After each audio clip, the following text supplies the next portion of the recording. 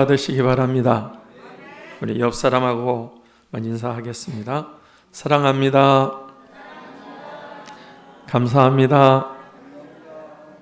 축복합니다. 네.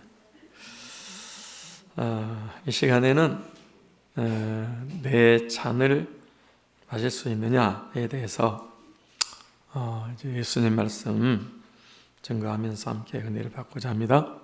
제목을 한번 같이 하겠습니다. 내 잔을 마실 수 있느냐? 네. 4월 달에는 예수님의 고난과 부활이 있는 그런 뜻깊은 달이죠. 그래서 전에는 이제 그 십자가 교계에서 십자가를 지고 가는 퍼포먼스, 그리고 막 뒤에 따라가고 채찍질하고 그런 것도 좀 했었어요. 고난 주간.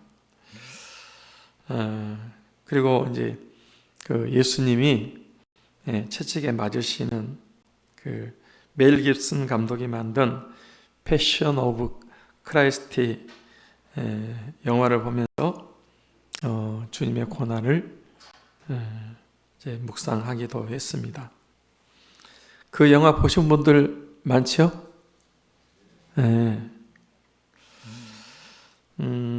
주님이 그 살이 떨어지는 그런 고통을 당하시면서도 우리의 묵묵히 참으시는 것을 보면 이제 많은 성도들이 나를 위해서 주님이 저런 고난을 당하셨구나 눈물을 흘리고 그랬습니다. 저도 처음에 그 영화 보면서 예수님의 그 고난을 이렇게 생각만 하다가 이제 실제로 그 고난 받으시는 모습을 보면서 이제 더 고난의 의미를 깊게 생각하게 됐고 눈물을 흘렸습니다. 아직도 코로나 때문에 교회 못 나오신 분도 계시고 또 이제 다른 사람에게 피해를 주지 않기 위해서 못 나오신 분도 있습니다. 그래도 오늘부터 1, 2부 이렇게 함께 예배 드리니까 더 좋은 것 같습니다. 그동안에 그 1부 예배 9시에 드리고 이후 11시에 따로 드렸는데 오늘부터 이제 이렇게 한 해 함께 하니까 안 보는 얼굴도 보게 되고 그렇게 되죠. 감사해요. 사실 그때는 코로나가 한창 퍼지고 기승을 부릴 때여서 나누어서 드리는 것이 더 덕이 되겠다. 그래서 이렇게 나누어서 드렸는데 이제는 코로나가 정점을 이제 찍고 지금 줄어들고 있다고 해요. 그래서 이제 거리두기도 많이 완화되고 또 예배 공간도 그 전체 예배 좌석의 70%까지도 예배가 가능하다. 이제 아마 내일부터 그게 이제 적용된다고 그래요. 그래서 우리 본당에서는 세만 한 200석 이상 나오니까 100명 예배 드려도 좀 거리만 좀 뛰어가지고 하면 얼마든지 드릴 수 있다라고 생각합니다. 그래도 우리가 거리 두기도 지켜야 되고요. 그리고 방역 수칙 또 개인 위생 마스크도 잘 이제 쓰시고 이렇게 예배 드리는 것이 이게 은혜가 되고 덕이 된다라고 생각합니다. 이제 본문 말씀 살펴보도록 하겠습니다. 예수님께서 공생의 3년의 사역을 마치시고 이제 마지막 구속 역사 십자가 지시기 위해서 예루살렘으로 올라가시는 도중입니다. 그런데 주님께서 예수님 올라가시기 전에 중요한 말씀부터 선포하셨습니다. 그 말씀이 마태복음 20장 18절 19절 말씀입니다. 한번 같이 볼까요? 같이 읽겠습니다. 보라, 우리가 예루살렘으로 올라가노니 인자가 대제사장들과 서기관들에게 넘겨짐에 그들이 죽이기로 결의하고 이방인들에게 넘겨주어 그를 조롱하며 채찍질하며 십자가에 못 박게 할 것이나 제3일에 살아나야 하리라. 그러니까 이제 이 말씀은 뭐 중간에 하시는 게 아니고 이 예루살렘 올라가시기 전에 이제 제자들에게 이렇게 하신 말씀이거든요. 이게 이제 그 세 번째 하신 말씀입니다. 여러분, 왜 예수님께서 세 번째 같은 말씀을 하셨다고 생각하십니까?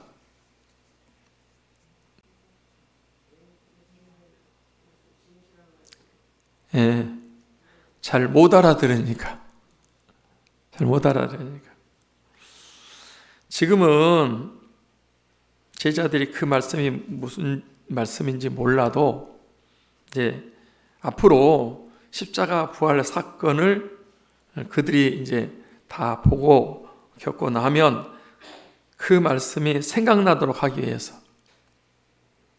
일부러 이렇게 세 번씩이나 이 말씀을 이렇게 반복해서 하셨다라고 보는 것입니다.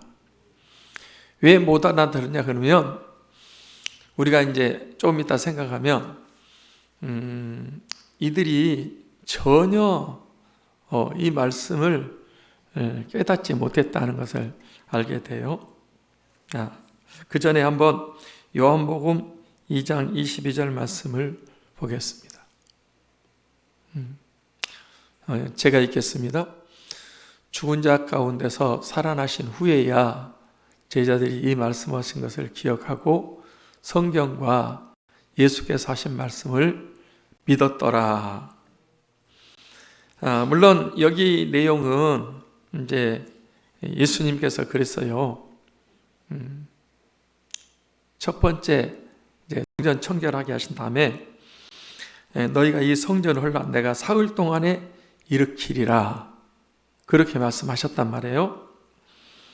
그러니까 유대인들이 그 말씀을 듣고 이 성전은 46년 동안 지었는데 그래도 아직 완성이 안 됐는데 어떻게 사흘 동안에 일으키겠느냐 예수님 반문했어요. 주님께서 이제 그 말씀은 성전된 자기 육신을 가리켜 말씀하신 것이라. 그러니까 여러분 구약의 성막이나 성전이나 그건 전부 다 예수님을 가리킨 겁니다. 예수님의 몸을 상징하는 것입니다.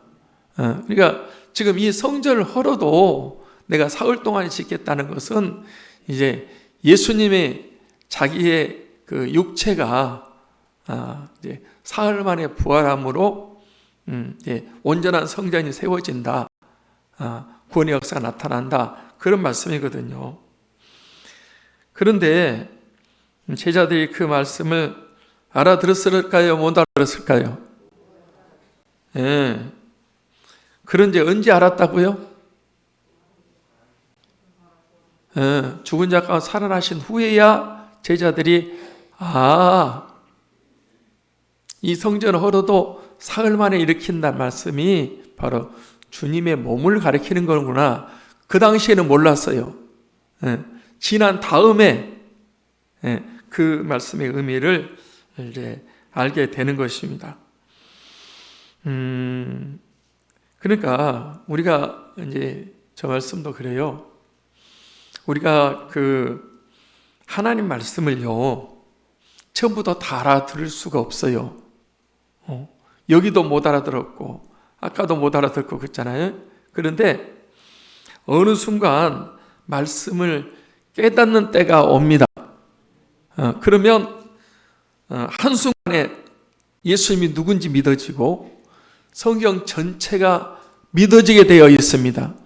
그러니까 예수 그리스도를 믿는 사람은 이 성경 전체를 다 믿을 수 있는 사람이 되는 거예요. 오늘 또 하나님께서 우리에게 말씀을 열어주셔서 예수님이 누구신지 깨닫게 되고 믿게 되고, 그래서 성경 전체가 다 통째로 믿어지는 그런 은혜가 있어지기를 소원합니다. 지금 예수님께서 예루살렘 올라가시면서 제자들에게 십자가에 대해서, 자신의 죽음에 대해서 말씀하시는데 못 알아들었어요.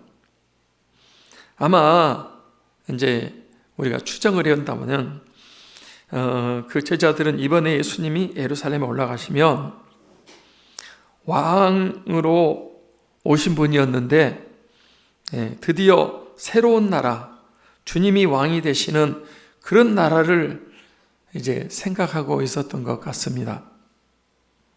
그렇게 되면 3년 동안 이제 주님의 제자로 따라다녔던 자신들에게는 어떤 좋은 권세와 위치가 주어질 줄로 기대하고 있었어요. 3년 만에 지금 이제 예수님 마지막 올라가시는데, 이번에 올라가면 새로운 나라, 주님이 왕이 되시고, 그러면 자기들도 이제 따라다녔으니까 한 자리씩 차지할 걸로 알고 있어요. 이제 그때 기회를 엿보고 있던 세베대의 아들 어머니가 자신의 두 아들 야고보와 요한을 데리고 와서 절하면서 요청을 했습니다. 무슨 요청했다고 그랬죠?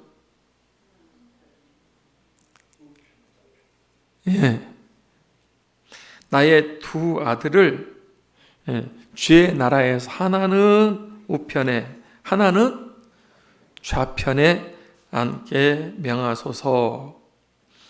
요즘 말로 하면 한 사람은 우의정하고 또 한 사람은 좌의정하고, 그래서 아주 높은 자리에 두 아들을 이렇게 심겠다.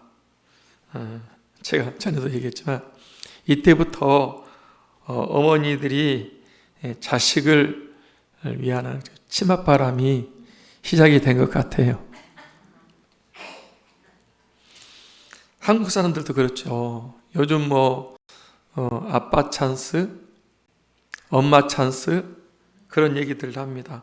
아빠가 좋은 자리에, 높은 자리에 있으면 그 자리를 이용해서 자기 자식을 좋은 데다가 이제 앉히려고 하는, 성공시키려고 하는, 그게 아빠 찬스라는 거죠. 엄마들은 좀 더 합니다. 엄마들의 소원은 오직 자식 잘 되는 것입니다. 그래서 엄마들은 자기 자녀들을 어릴 때부터 잘 되도록 하기 위해서 과외도 시키고 학원도 보내고, 그래서 좋은 대학 들어가게 하고 좋은 자리에 세우려고 하는 것이 엄마들 다 마음이죠. 여기 세베대 아들들의 엄마도 그런 마음이 있었던 것 같아요.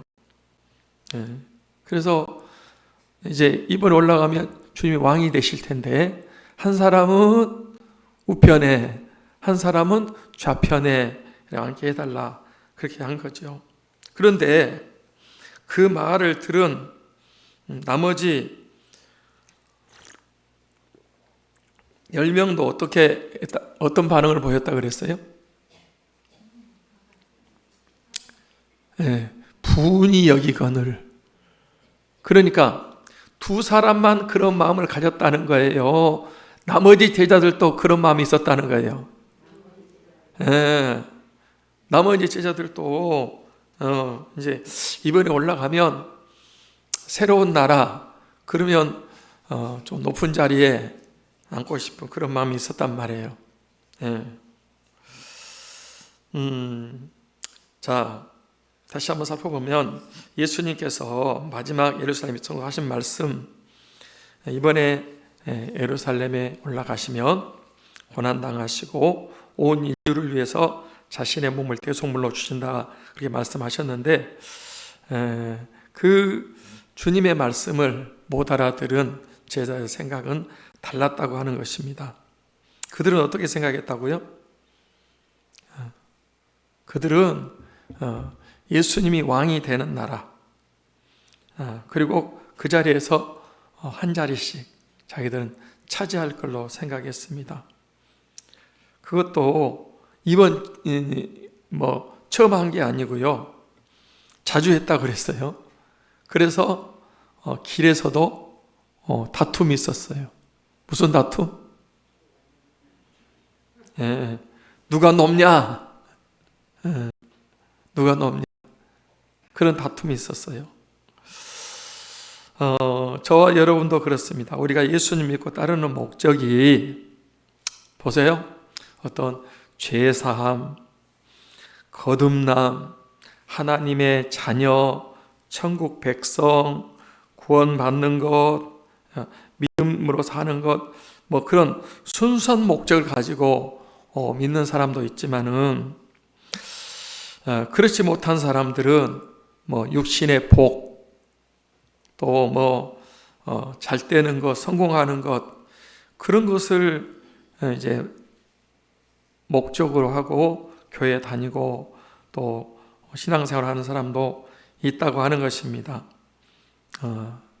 그러니까 예수님 믿는 것을 오해하면서 이렇게, 그러니까 제대로 믿는 사람도 있는데 그렇지 못한 사람들도 많이 있다. 오늘 말씀에 주님께서 두 가지 말씀을 하셨는데, 그 말씀이 나에게 하시는 그런 말씀으로 받아들인다면, 다시 한번 지금 이제 우리가 주님의 고난이 가까워지고 있는데 한번 생각해 볼 수 있지 않을까, 그런 생각을 해요. 첫째로, 예수님께서 무엇을 원하느냐, 그렇게 질문하셨습니다. 21절 말씀을 보겠습니다. 21절. 같이 볼까요? 시작.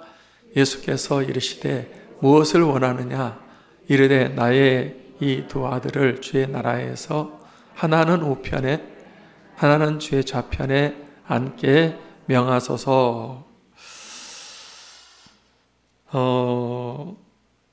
무엇을 원하느냐 그랬는데, 이 야고보와 요한은 이제 어머니가 했지만은 예수님과 3년 동안 늘 함께 살았고, 또 특별히 이 두 사람은 다른 제자보다 더 많은 은혜와 사랑을 받은 사람들이었습니다.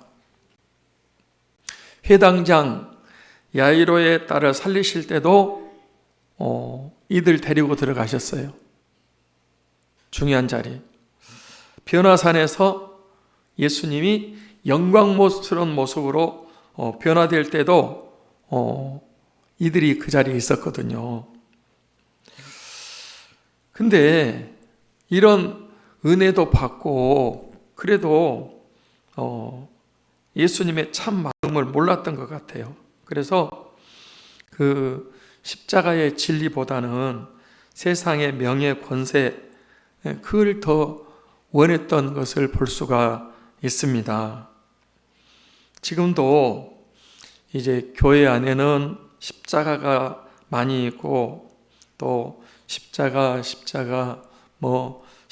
대한 찬송도 많이 드리고 또 외치고 있지만, 그 십자가의 의미를 깨닫고 정말 믿는 사람도 있는가 하면 십자가는 말하는데, 십자가는 노래하는데 의미를 깨닫지 못하고 그거를 자기 출세나 어떤 자기의 문제들을 해결하는 것으로 생각하고 믿음 생활하는 사람들도 있다는 거예요. 그러니까 우리가 이 세베대의 어머니나 야고보, 요한을 우리가 뭐라고 말할 자격이 없다는 거예요. 왜? 지금도 우리가 그런 삶을 살고 있기 때문에. 십자가는 무엇입니까? 십자가는 예수님이 죽으신 그 사형틀이었는데, 그 십자가의 죽으심이 바로 내 죄 때문에, 나 때문에라는 것을 깊이 마음에 깨닫고 또 확신하고, 그분의 그 죽으심 앞에 정말 우리의 마음이 녹아지고 우리가 정말 깨닫고 변화된다면, 그 사람은 분명히 십자가의 의미를 아는 사람이고 구원받은 사람이고 성령의 사람인 줄 믿습니다. 저도 처음에는 그냥 교회 다녔습니다. 어릴 때부터 이제 착실하게 다녔던 것 같아요. 그런데 어느 날 내가 죄인이라는 것이 깨달아졌습니다. 나는 그래도 착하게 살았기 때문에 뭐 큰 죄가 없다라고 생각했는데, 그게 아니고요. 내 죄가 너무 큰 거 있죠. 죄인 중에 괴수였어요. 그래서 제가 십자가 앞에서 주님, 제가 죄인입니다, 그러면서 많이 울었던 그런 적이 있습니다. 지금도 십자가 앞에 서면 제가 큰 죄인입니다. 죄인 중에서도 아주 진짜 이 악랄한 죄수,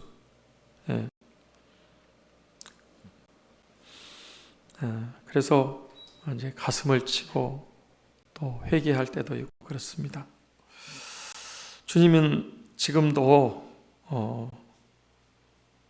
묻고 있습니다. 무엇을 원하느냐? 네가 원하는 게 뭐냐? 하는 질문입니다. 여기에 대해서 저와 여러분이 대답을 하셔야 돼요. 한 그리스도인이 있었습니다. 신실한 그리스도인, 잘 믿는 거예요. 근데 어느 날 예수님이 찾아오셨어요. 네가 나를 사랑하고 말씀대로 살고 믿음으로 사는데 내가 너에게 뭐 해주기를 원하느냐? 그렇게 물었어요. 그랬더니 이 사람이 저는 주님을 원합니다. 뭐 여러 가지 원하는 게 많지만은 자기는 주님을 원한다는 거예요. 예수님이 또 묻습니다. 그래, 알았다. 그래도 더 원하는 것이 없느냐? 주님, 저는 주님만 있으면 됩니다. 세 번째 묻습니다. 정말 원하는 게 없느냐? 주님, 저는 주님 한 분으로 만족합니다. 저한테는 예수님만 계시면 됩니다. 그러자 주님께서 웃으시면서 네가 제일 좋은 것을 선택했다, 그렇게 말씀하시고 칭찬하셨다는 거예요. 우리도 예수님 한 분이면 만족합니다. 같이 한번 하겠습니다. 오직 예수님, 오직 예수님. 예수님 안에 모든 것이 다 들어있는 줄 믿습니다. 그러니까 예수님이 있으면 그 안에, 예수님 안에 있는 모든 것을 우리가 다 누릴 수 있는 그런 사람이 된다는 거죠. 제가 전에 한번 말씀드렸는데 케냐로 선교하러 가셨던 분 이야기입니다. 곽희문 선교사님에 대한 이제 예화입니다. 이분은 처음에는 예수님도 안 믿는 분이었답니다. 그런데 가족들이 다 예수님을 믿었어요. 나는 안 믿지만 가족들까지 못 믿게 할 필요는 없다, 그렇게 생각하고 예수님 믿으라고 이분이 그렇게 했대요. 이제 어느 날, 그날도 이제 술을 먹고 들어왔는데 식구들이 무슨 프로를 보고 있었어요. 나중에 알고 보니까 선교 프로그램이었는데 그걸 보고 눈물을 흘리는 것입니다. 그래서 왜 그러냐고, 왜 그 보고 눈물을 흘리냐고 그랬더니 아프리카 영혼들이 너무 불쌍해서 그들에게 복음을 전해줬으면 좋겠다, 그런 얘기를 하는 겁니다. 그러니까 그분이 이제 잘 알지도 못하면서 그러면 내가 가서 복음 전해주면 되지, 그런 거예요. 자기는 예수 믿지도 않은데. 그때부터 이분이 이제 복음 전하러 가려면 예수 믿어야 되잖아요. 그래서 술, 담배 딱 끊고 이제 예수님 믿기 시작했습니다. 그 순회 전도단인가요? 김용희 선교사님이 이제 그 하고 있는 순회 선교단, 거기에는 원색적인 복음을 전하는 단체입니다. 그래 거기 들어가 가지고 훈련 받으면서 이제 말씀을 알게 되고 십자가의 복음을 접하게 됐습니다. 십자가의 은혜를 너무 크게 받은 거예요. 그래서 드디어 케냐에 있는 나이로비, 거기도 빈민촌은요 아주 가난한 사람들이 이렇게 쓰레기 더미에서 사네요. 거기 들어가서 복음을 전하기 시작했습니다. 그런데 복음의 능력이 나타났습니다. 그래서 많은 사람들이 회개하고 예수님을 구주로 받아들이고 믿고 영접하고, 갈 때는 뭐 별로 가져간 것도 없었는데 하나님이 모든 것을 채워주셨습니다. 그래서 그분도 그렇게 외칩니다. 예수님이면 충분합니다. 복음이면 충분합니다. 우리도 한번 다시 한번 하겠습니다. 예수님이면 충분합니다. 복음이면 충분합니다. 그러니까 이제 예수님 믿고 그 이름 가지고 가서 선교 현장에 갔는데 그렇게 하나님께서 은혜를 베풀어 주시더라는 거예요. 안토니오라는 사람이 예수를 믿었습니다. 근데 부자였어요. 성경에 그 부자 청년이 예수님에게 어떻게 영생을 얻으리까 물어왔다가 한 가지 부족한 것이 있는데 내 재물을 팔아 가난한 자들에게 나눠주고 나를 따르라. 그러니까 그 청년이 어떻게 했어요? 근심하며 돌아가니라, 이렇게 됐어요. 안토니오가 부자인데 그 말씀을 읽는데 꼭 자기한테 주님이 말씀하신 것 같아요.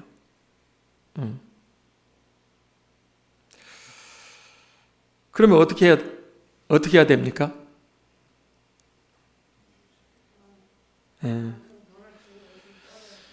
부자 청년 안 되려면, 부자 청년처럼 안 되려면 순종해야지요. 그래서 자기 재산을 팔아서 다 가난한 자들에게 나눠주고, 그리고 이제 사막에 들어가서 수도사가 됐다 합니다.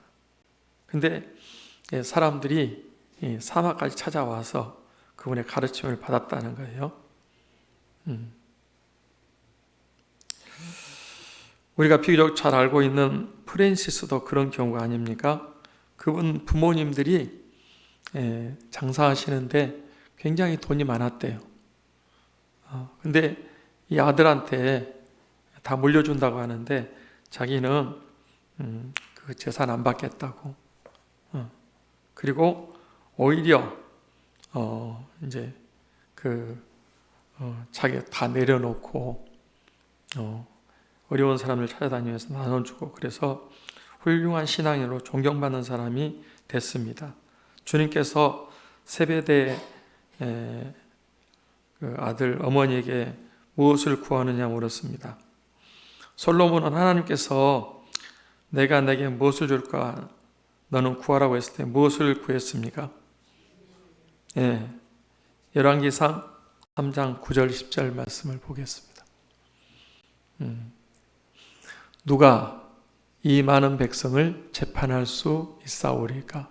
듣는 마음을 종에게 주사 주의 백성을 재판하여 선악을 분별하게 하옵소서. 솔로몬이 이것을 구하매 그 말씀이 주의 마음에 든지라. 그러니까 이제 솔로몬은 무엇을 원하느냐, 구하느냐, 그러니까 이 재판할 수 있는 듣는 마음을 주셔서 재판을 잘하고 선악을 잘 분별하게 해달라고. 그것이 주의 마음에 든지라. 그래서 솔로몬에게 하나님께서 큰 지혜를 주셨고요. 그가 구하지 않는 부와 기가 모든 것도 더해 주셨습니다. 주님께서 오늘 저와 여러분에게도 물으십니다. 무엇을 원하느냐? 이렇게 우리한테 질문하신다면 우리는 무엇을 구해야 됩니까?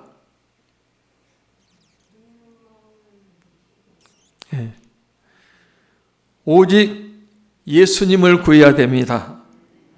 그의 나라와 의를 구해야 됩니다. 성령 충만을 구해야 됩니다. 하나님의 영광을 구해야 됩니다. 이런 영적인 것을 구하는 우리 삼창 성도들이 다 되시기를 주님의 이름으로 축복합니다. 둘째로 주님께서 두 번째 질문은 내가 마시려는 잔을 너희가 마실 수 있느냐 였습니다. 22절 말씀을 보겠습니다.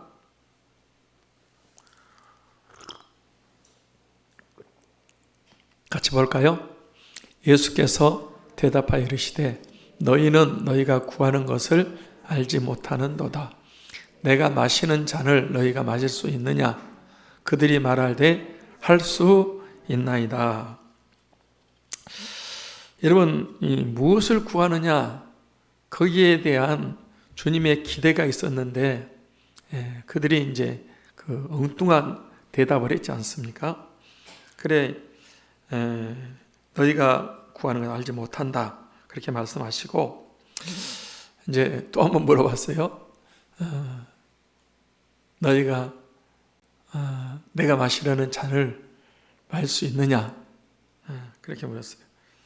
그러면 이제 얼른 이제 알아듣고 처음에도 이제 잘못 말했잖아요. 그러니까 이번에는 바른 대답을 해야 될 텐데 뭐라고 했어요? 할 수 있나이다.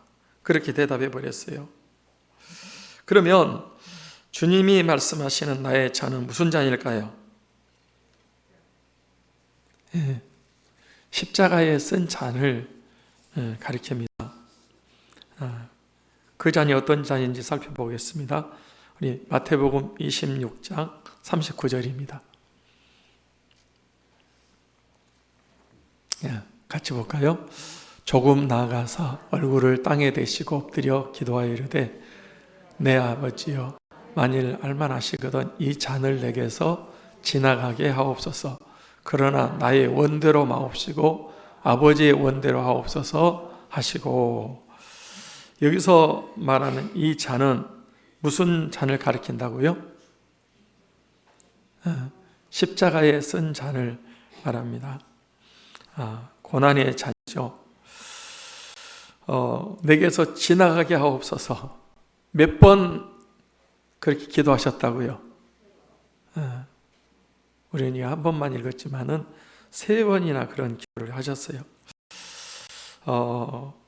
예수님이 그 고난의 잔을 마시기 위해서 오셨는데 왜 3번씩이나 그냥 지나가게 해달라고 그렇게 기도하셨을까요?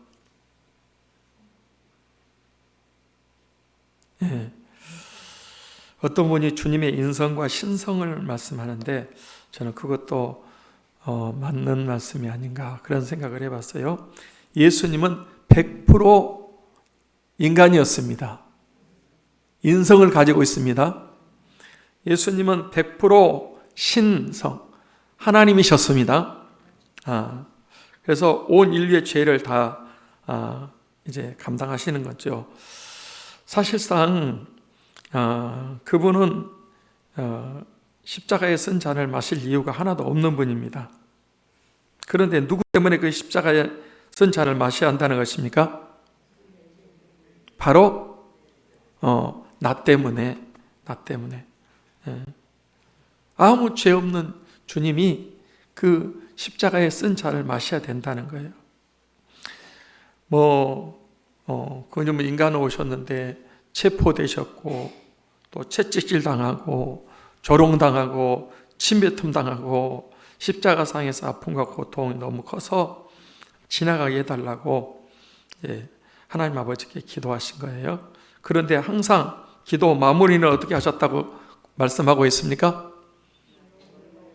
나의 원대로 마옵시고 아버지의 원대로 하옵소서, 그렇게 기도했단 말이에요. 어떻습니까? 우리는 기도할 때 꼭 내가 원하는 대로 내 소원, 내 뜻대로 이루어 달라고 기도하고 있지는 않습니까? 그래서 우리도 이제 기도 드릴 때에 우리가 기도 제목도 많고 꼭 이루어 주기를 원하는 그런 소원도 있지만은, 그러나 마지막은 나의 원대로 마옵시고 아버지 원대로 하옵소서, 이렇게 기도하는 것이 이제 예수님 기도를 본받아서 그렇게 했으면 좋겠습니다. 예수님은 주님의 인성은 고난에 쓴 잔을 마시고 싶지 않았지만 하나님 아버지의 뜻이 그 잔을 마셔야 택한 백성들 구원받을 수 있다는 것을 아셨기 때문에 이제 하나님의 응답으로 받으시고 십자가에 쓴 잔을 마셨습니다.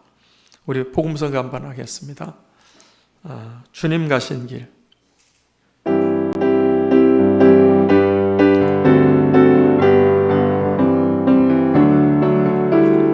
주님 가신 길, 십자가의 길, 외롭고 무거웠던 길,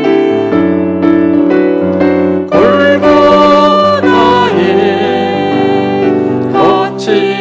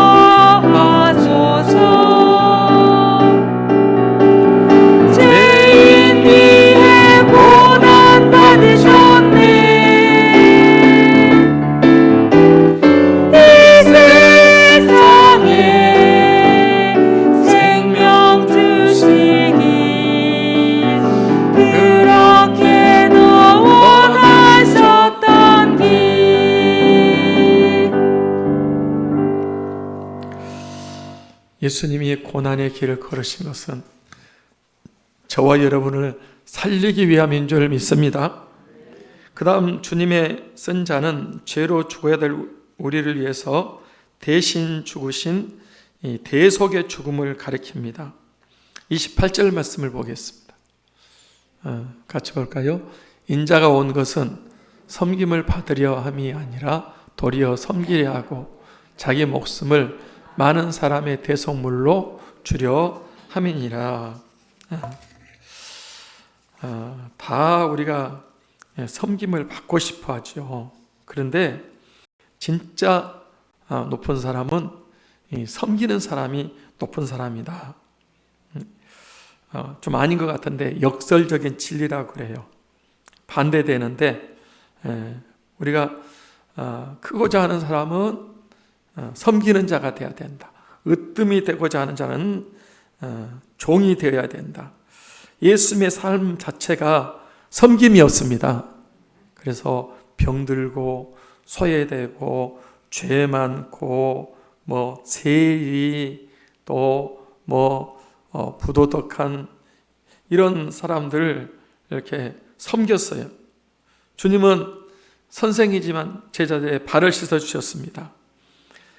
예수님의 그 마지막 최고의 섬김이 바로 영적으로 죽었고 앞으로 죽게 될 우리를 위해서 죽으신 대속의 죽음, 내 대신 죽으신 죽음인 줄 믿습니다. 우리가 다 하나님 앞에서 죄인이기 때문에 죄의 허물 때문에 영원히 죽어야 되고 지옥 가야 되는데 그런 우리를 건져내기 위해서 주님이 값을 지불해서 그 값이 바로 예수님의 생명이었습니다. 그래서 예수님은 많은 사람을 살리기 위해서 대속물로 십자가에서 죽으신 것입니다. 그러니까 예수님은 저와 여러분의 생명을 살리기 위해서 이제 자신의 생명을 희생하신 것이 하나님 아버지는 우리를 살리기 위해서 아들의 생명을 대속물로 주셨다 그렇게 말하고 있습니다. 사랑하는 성도 여러분, 나 같은 죄인 중에 괴수 같은 사람 나를 살리기 위해서 하나님 아들이 대신 희생하셨다는 것을 기억하시기를 바랍니다. 하나님께서 은혜 주셔서 예수님이 나를 위해 죽어주신 그 하나님의 아들이심 분명히 믿고 그 십자가를 통해서 전달되는 놀라운 사랑과 생명의 역사를 뜨거운 감격을 되찾으시기를 바랍니다. 그래서 이것을 성령께서 우리에게 알려주셔서 주님의 죽으심이 나를 위한 내 죄를 해결하기 위한 죽으심이었다는 사실을 깨닫고 여러분 그 주님을 진짜 믿고 신뢰하는 그런 우리가 됐으면 좋겠습니다.